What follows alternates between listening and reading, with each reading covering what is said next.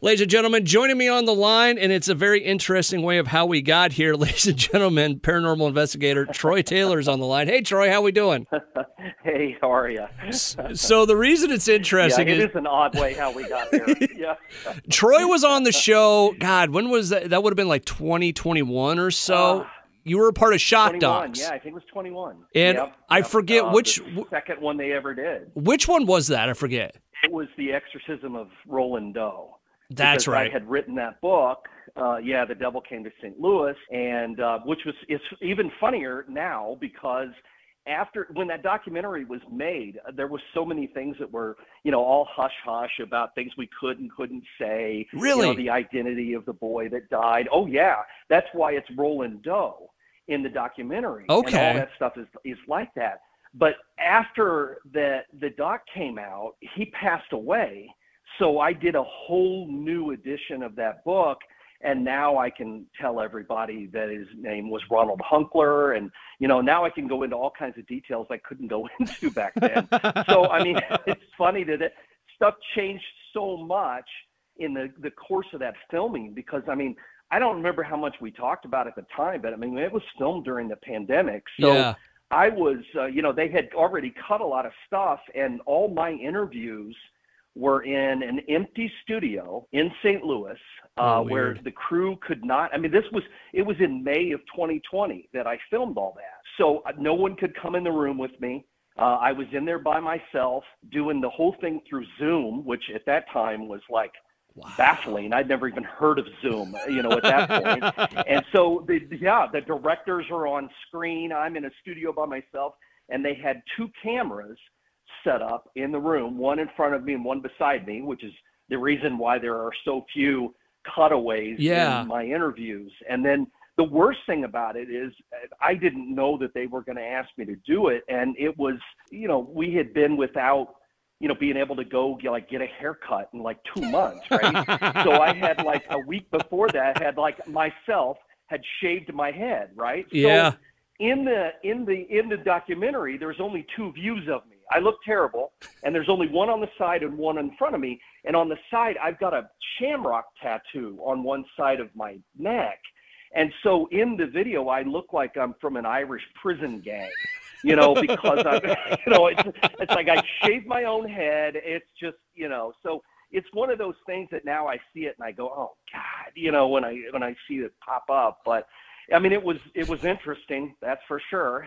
But then it came out, months later, and even then we were still, things were a little more open than they were in May of 2020. Yeah, but, really, right? Yeah, a lot of things changed after that documentary came out, as far as, and then of course, Ronald passed away, and my arrangement with him was that I would never put his name into print or anything as long as he was alive. That was the agreement we had, that he would do an interview with me. I gotcha. At the time I was writing the first edition of the book. I redid the book and everything, and now the documentary's like really outdated. So, but whatever. Well, it is what it is. It was fun to do, and See, if we hadn't stumbled across each other on Twitter, I would have never known any of that. I know, right? Yeah. So you popped up, and I made that guy sounds so familiar. Why do I know that guy? and then I realized what it was from, the interview that we had done. And, I told you I couldn't even remember what we talked about, because it was like a week from like 7 a.m. to 1 in the afternoon, show after show after show after show. And, some of them were just god awful horrible. I mean, just horrible. And then there were other ones that I actually enjoyed. So I'm like digging through my notes, and I'm like, oh, I know who this guy is. That was one I actually liked doing. So I replied that's why it took me like 2 days to reply. I thought, is this one of those psychos who was asking me all kinds of weird personal questions, or was this a guy who was actually fun to talk to? So I had to look you up, and it's like, oh, no, I like that dude. So yeah, so I'm like, oh, I tweeted back at you. I'm like, oh yeah, let's do it again. So, because there was this one guy, I mean, it was so bad I had to complain to Discovery Channel. Really? He was so weird. Yeah, it was just some radio guy. You know how radio is. You say that, and I know God, exactly what you're talking about. Because from a radio side, it always turns into they either want to be the star and they never let anybody talk, or if it's something like the paranormal, it'll go down the road of, you believe in ghosts, you idiot. You know, ooh, yeah, you it know. wasn't even that. I could that part I can deal with. I mean, the morning zoo guys, I get it. You know, I've been around radio enough. I know how those guys are, and they all want to just have fun. And so, you know, I can have fun with that. I've done a zillion interviews over the years. But yeah, there's plenty of guys who will just talk the entire time, and you just sit there and go, Mm-hmm. But then this guy was like, there was this one guy, he was so like asking me like really personal stuff about like religion and all kinds of things. And I'm like, dude, this is like a radio tour, and you've already kept me 10 minutes over, and I don't want to answer any of your questions. So yeah, that was bizarre.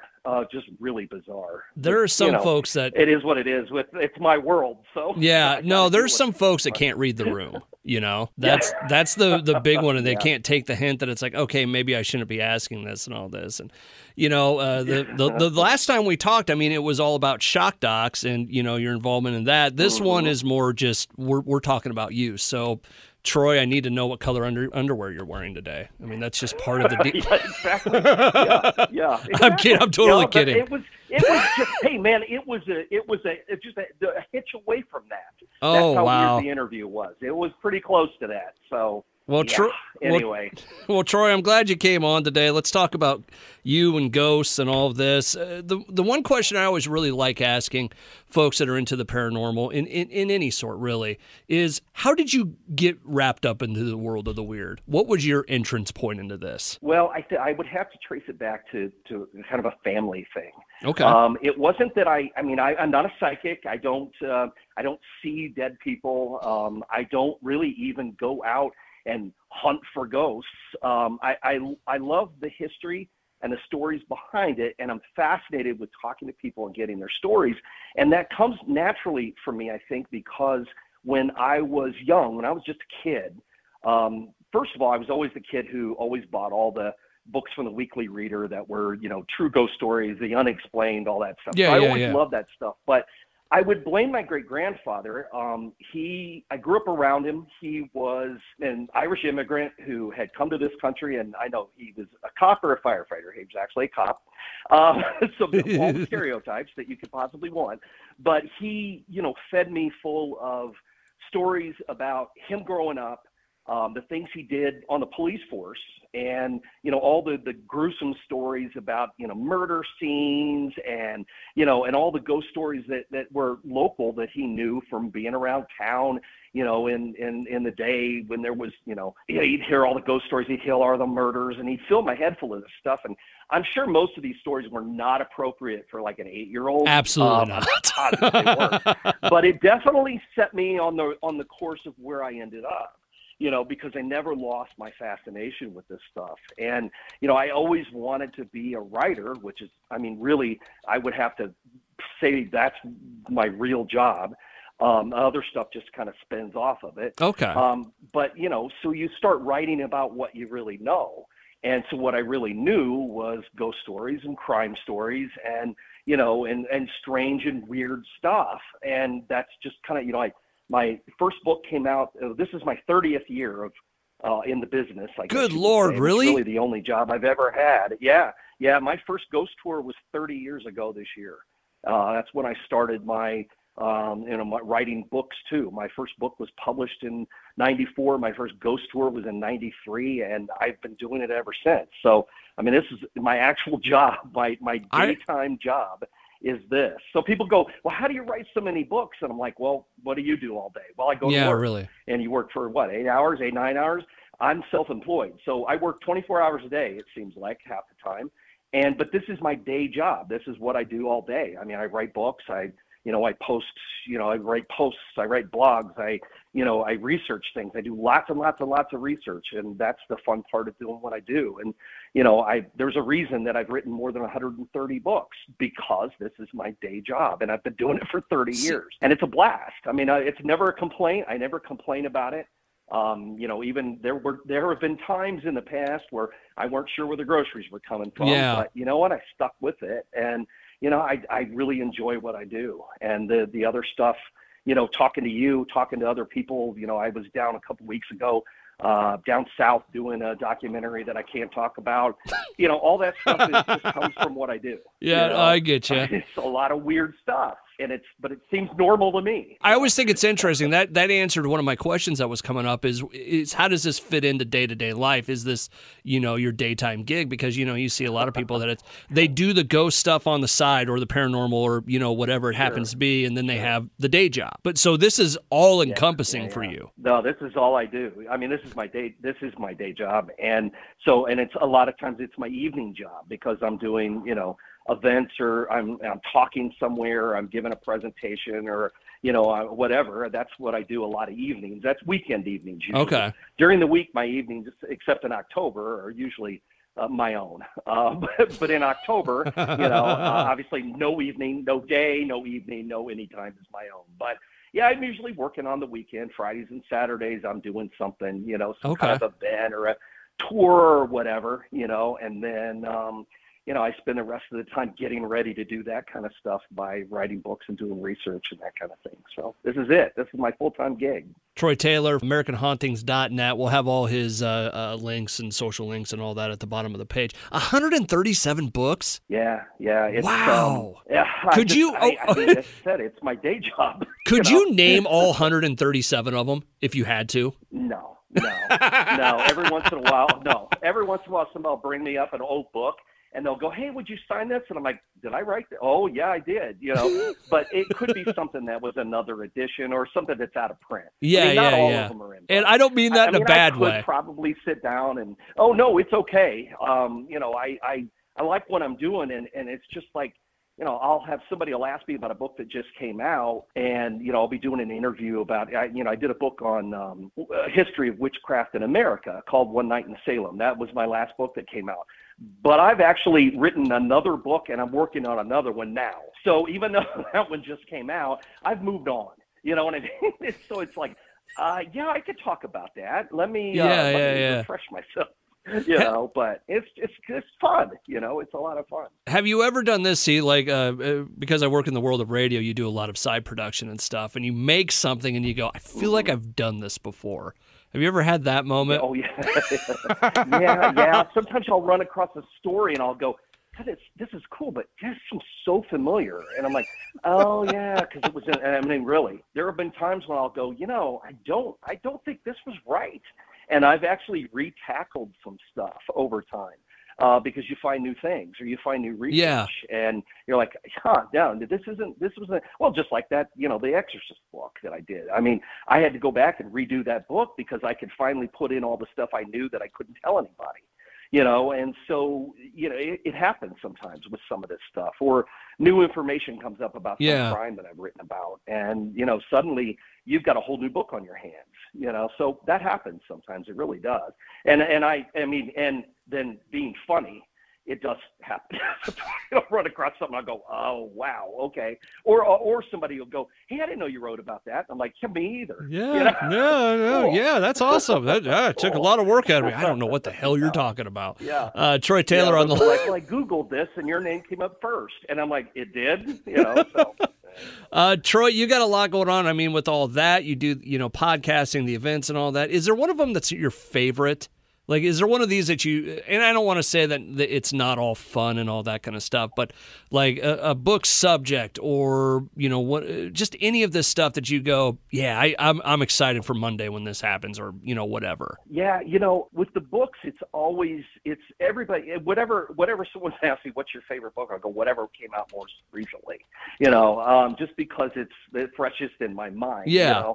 But as far as like events go and things, though, I have several different like tours around Illinois that are part of my company that I've done at one time or another, but I only do a handful that are, my absolute favorites. All of those involve food.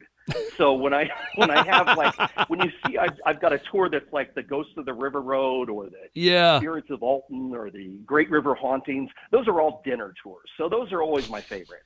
And so just food for Fair thought. enough. Especially the one where they go to this lodge where it's all you can eat fried chicken. That is my favorite tour. No, in all honesty, the one thing I look forward to every year, we have a big conference. I think I had mentioned that to you, that we have an annual conference. This is our 26th year. Oh my Lord. In June. And yeah, it's we bring in, and people come from all over the country for this thing because we've been doing it for so long. And, you know, being right outside of St. Louis, we're pretty localized, or at least in the middle, you know, maybe not local for everybody that comes, because, I mean, literally people come from California, New York, Florida, all over the place for this thing. And but we bring in speakers. We don't do one of those conventions where we got a bunch of people who have been on TV shows. It's not like that. It's actual speakers and authors who come in. They do a presentation during the day on Saturday, but we have lots of other things that go along with it. And I look forward to it every year because, I mean, the big thing is that a lot of these people, this is the only time I see them every year. Yeah. I see them once a year at this event. And so you look forward to it because it's like a family reunion, I get you. except not with your family, which makes it better, you know, your actual friends instead of family members, but they're like family. So, you know, except in all the good ways. Anyway. You're digging yourself a hole on anyway, that one. So fun. I know I am there. I know. I'm hopefully no one I'm related to is listening to this, but no, it's just one of those things that I just really enjoy looking forward to every year. Okay. And you know, once it gets here, we get to the middle of May and it's a month away, and I'm like, oh my God, I'm not ready. But yeah, I hear you on that. Every year, so we always get ready. What's it called, and how do people find out more about that? This total shameless plug for this. Haunted America Conference. Say it again. Yeah, it is. It's the Haunted America Conference. And okay. It is June 23rd and 24th, Alton, Illinois. And if people look at the website for it, it's just ghostconference.net. That's it. So pretty simple. And that's awesome. We get a lot of people, even from your neck of the woods, that come. So, I mean, we get people from all over for this thing. And I think people really enjoy it. If they're into ghosts and, you know, and history and, you know, legends and lore and all that stuff, we cover all of it. You know, it's just one of those things. It's nice to go to some of these things. And like you were saying, it's not just the, you know, the folks from TV or whatever. But when I talk about the paranormal or weird stuff with people, when it gets into the whole, like, it's a presentation of, it was a dark and stormy night, it's like, you've lost me. I just want to, I just want to have a conversation about it, you know? So something like this seems like it'd be up my alley. June 23rd, 24th. You know what? We'll shamelessly plug that and put that link up on the website as well. All right. But one time we called it Paranormal Summer Camp. This is kind of what it is. But it's nice to spend a weekend with people who, if you bring up that, oh, you know, I'm interested in ghosts, or, you know, I'm interested in, you know, Bigfoot or whatever, you know, people don't look at you like you're crazy, because everybody's there for the same reason. So you got, you know, 400, 500 people all together who are there for the same reason. They all, you know, have, you know, beliefs that everyone else would think were crazy, you know, and believe me, some of them are crazy, but, you know, even so, nobody's going to judge you. Nobody's going to look down on you because you think that you've seen a ghost, or you love to go to haunted houses or whatever. Everybody shares that passion. So that makes it fun. I mean, it's like a Star Trek convention, you know, or a horror movie convention where everybody's there for the same reason. It's just, ours just happens to be a little further off the beaten path. Okay, you brought up Star Trek. So. Are you a Trekkie? Not really. No, I don't. Well, that's been Troy Taylor, everybody. I know, right? Yeah, it's like I've got friends that are super into Star Trek. I got friends that are super into Star Wars. I just kind of like them all. Yeah. You know, I just kind of enjoy all that stuff, and so I'm just not fanatical about any of them. I mean, I guess the closest thing for me would be like Indiana Jones, except for number 4.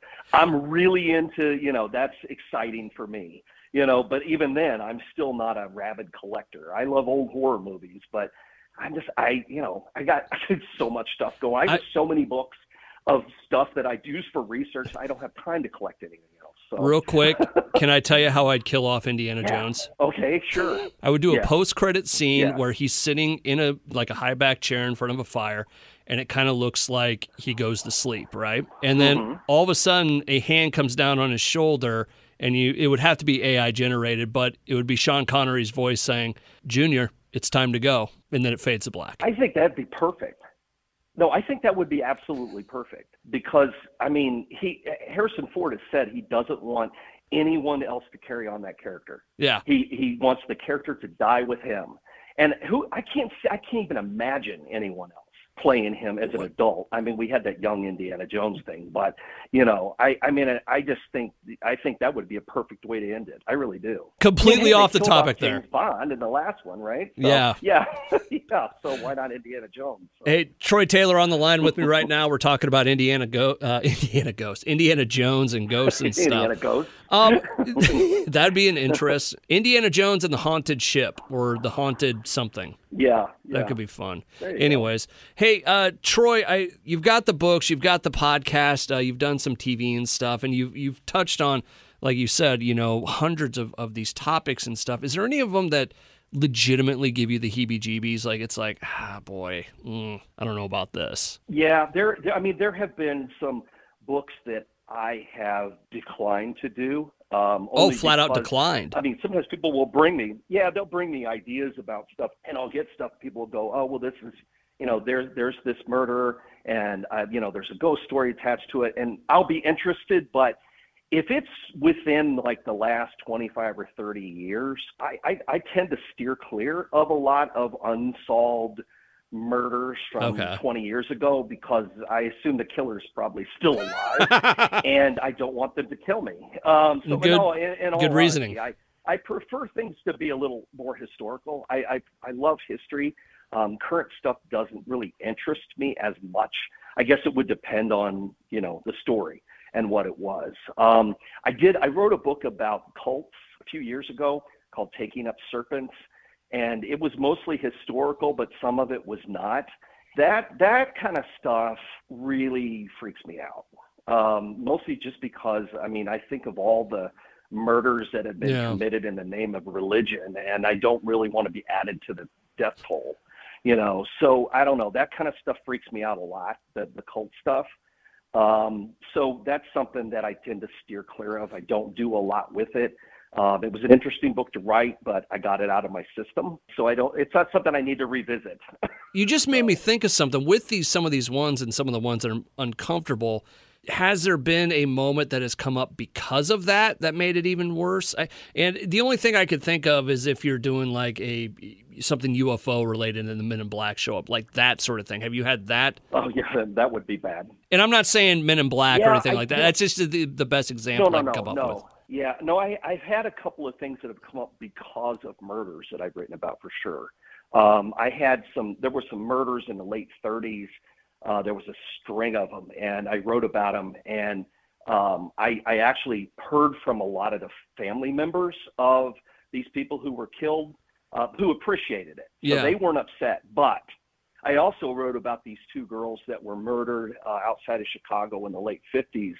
And the murders have never been solved. And their brother was still alive, and he was very unhappy with me until I could talk him down to explain that I wasn't trying to, sensationalize the murders or anything. I was trying to figure out a way that these murders could be solved somehow.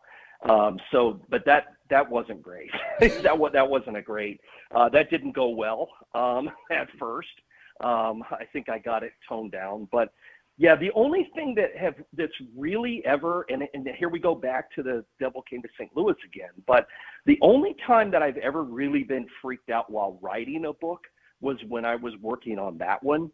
And I don't know, and it was something beyond my control. It wasn't just me being nervous about something. While I was working on that book, I had a lot of weird things happen in my house. Okay. That the house I lived in at the time, it wasn't haunted. It wasn't anything. But while I was working on that book, I would find that things would go missing from my office. They would show up in other places. Oh, weird. I had some letters from one of the priests who was involved that disappeared. Literally disappeared. I didn't find them until I was moving my office like a year later, and they were stuck between books on my bookshelf that had no relation whatsoever to what I was working on. They just somehow ended up wedged between these books. I don't know how they got there. And this stuff went on. I had a cat at the time who would not come in my office.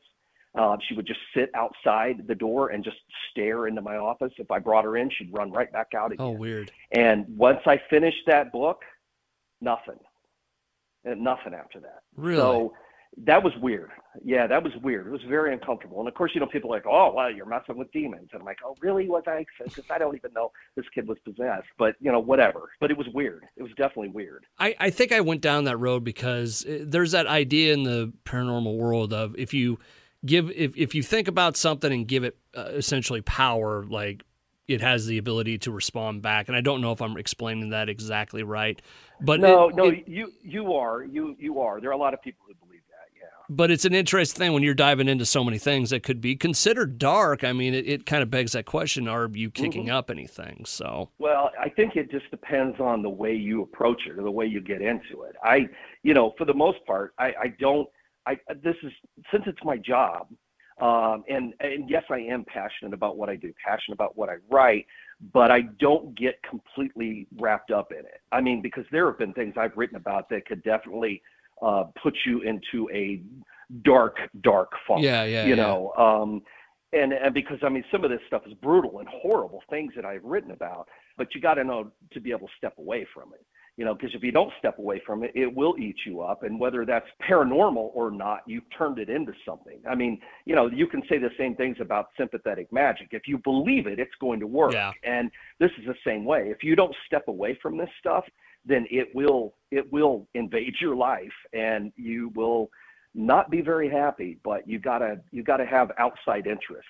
What? You gotta be able to have something else that you're interested in that's not what you do all the time. What's your palate cleanser then? Like when you get to a point in the day when it's I gotta step back for a little bit, what do you do? When I'm not working, I don't sit and read books about the paranormal or murders and I mean I'll read some, but mostly for research.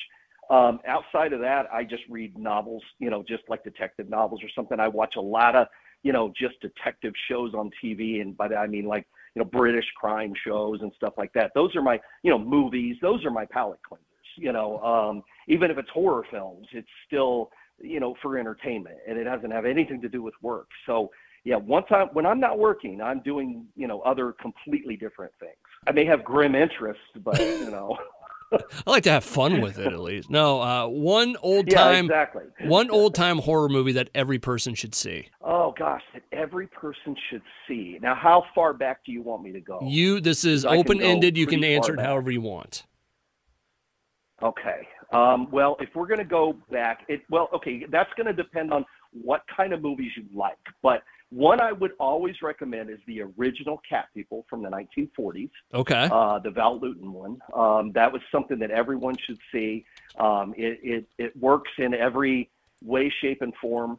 It's a classic. It's creepy. It's not bloody, anything like that. I would also recommend and go really back to the old Dark House. That's one of my favorites. It's got Gloria Stewart in it, who played the old lady in Titanic, who was a knockout when she was young. Yeah, oh yeah, and it's very funny too, but it's also very creepy. It's one of those, thrillers where somebody gets stranded in an old house, and and it's just kind of everything that happens from there. It's a good one. I always recommend. I recommend Bride of Frankenstein over Frankenstein. I like it better, even though you really probably should watch Frankenstein first.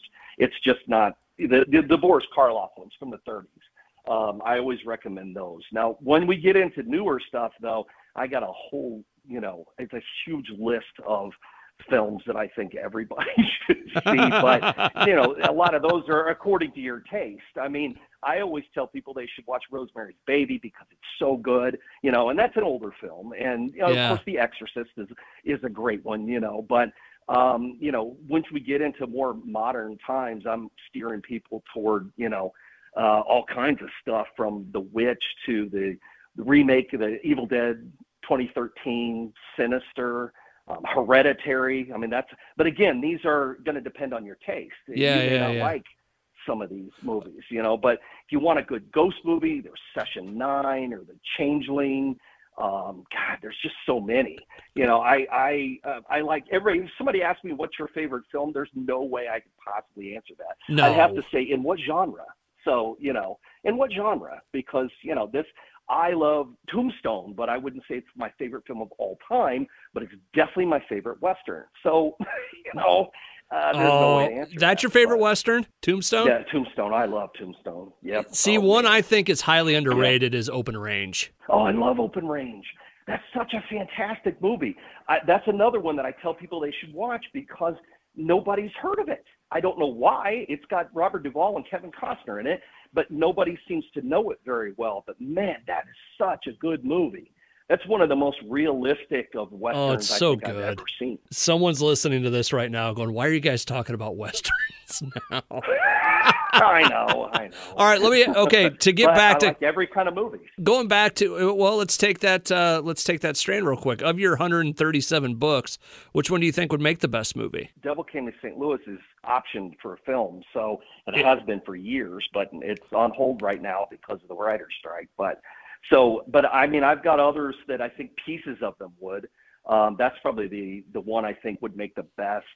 Overall, you could make a film from a whole book, but there are stories in some of the things I've written that I think would make a great movie.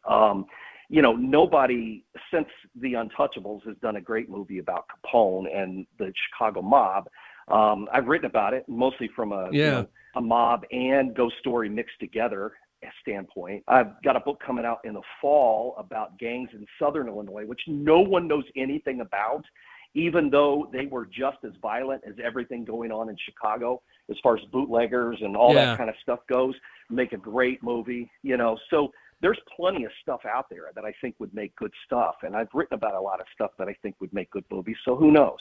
You know, maybe somewhere down the road. Troy Taylor on the line with me right now. You can find out more about him, AmericanHauntings.net. As we do get towards the end of this, Troy, I know you just mentioned there that, you got one book that's option for a movie, but writer's strike. You've got, I want to say you said another show coming up, but you can't talk about it. What else besides the Ghost Conference and you have coming up that you can actually tell us a little bit more about? Well, I can talk about a show that's on right now, that William Shatner's The Unexplained. Episode 2 from the newest season is about cemeteries, graveyards, zombies, premature burial and stuff. So I did that episode. So I'm in that. Oh, cool. And that's current, that came out just recently. As far as I can't talk about the other documentary yet, but we have the conference coming up. And as I mentioned, I do have all the, we have a lot of events that I do. It's just, I know it would be a bit of a drive from people in your local area, but if they happen to be coming to St. Louis, they should check the website and maybe check the website and see if I've got anything coming up and join us for something. We get people from out of town all the time, when they're making a trip over and they see something coming up. I do a lot of dinners, all kinds of different topics.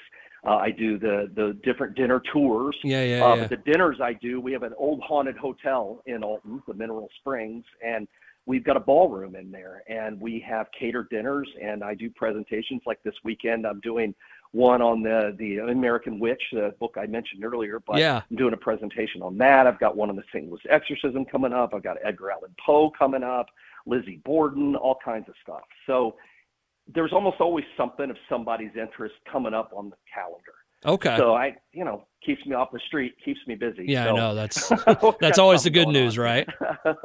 I know, right? Hey, Troy, I thought of one more question I wanted to ask you. With all this weirdness in your life, is there one topic that you're like, no, that's BS. There ain't nothing to that. Is there a line for Troy Taylor out there? Yeah. Is it Oak Island? Yeah, I don't. Well, I mean, that would be up there somewhere. But I like pirate stories. But come on now, you've already bulldozed the whole island, I think, at this point. But I don't write much about UFOs. The only interest I have in UFOs are usually. Hello? Probably. Troy? The Bermuda Triangle. Hey, Troy? You still there? Yeah, you there? Oh, I got you back. Yeah, I got you back. Can you hear me? That was weird because That was weird. That was very weird. I don't know what happened. It just all of a sudden just vanished. On my end, it was, there's only one thing that I'm really not into. UFOs, dead. It's like, wait, what? Oh, great. UFO probably just flew over my house and knocked out everything. So, yeah. All right, so it's UFOs in the Bermuda Triangle and Oak Island you don't care about. UFOs usually don't really do much for me. And the Bermuda Triangle is just a bunch of lore that's been all mixed together to make it seem worse than it is. People really get up in arms when I don't know why people are so fascinated with the Bermuda Triangle, and it's like most of the stories didn't even happen there. The ones that have been like most linked to it, and then the ones that did, it's like, okay, if you look at anywhere in the world at a patch of ocean, there's going to be boats that are lost. Yeah. So why we have a triangle everywhere? So I don't know. Whatever. It's just not my thing, I guess. For anybody that's getting mad that I keep bringing up Oak Island, it's just a joke. I'm just messing. It's just a joke. I have a funny side story about Oak Island. I'll tell you something. But, okay. All right. Well, Troy, we've taken enough of your time today. I appreciate it so much. This has been a blast.